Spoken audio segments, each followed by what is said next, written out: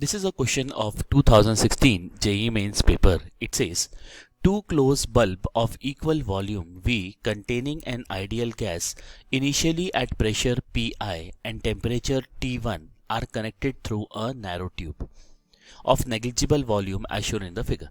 So there are two containers of equal volume and it is connected through a narrow tube.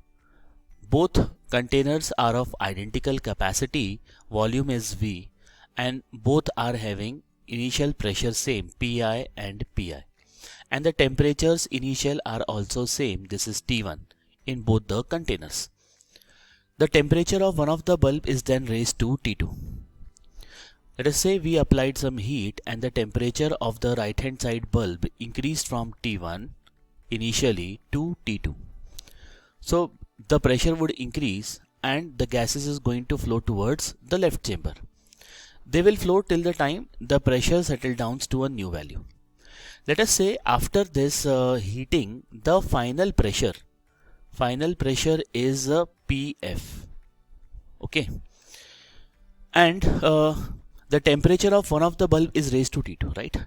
So the final pressure PF would be same for both the containers because they are joined through a narrow tube.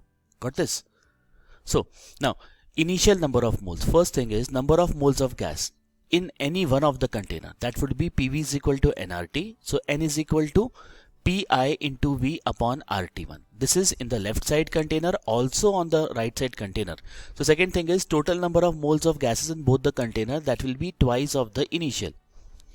Now after this heating is done, after heating and mixing, right, after heating of the gas and mixing, the left chamber, left compartment, right, will still have the temperature as T1, right?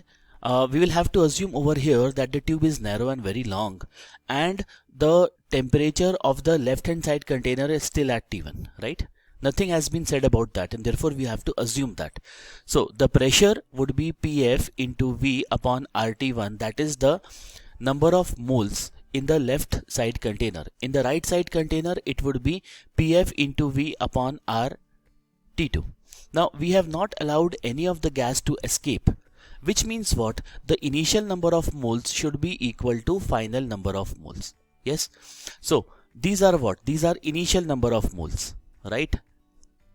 And these are final number of moles. So if we equate them, right? So initial number of moles twice of Pi into V upon RT1. This is the number of moles remaining after heating. Let us say N1 dash. N1 dash would be what? It would be PF into V upon RT1.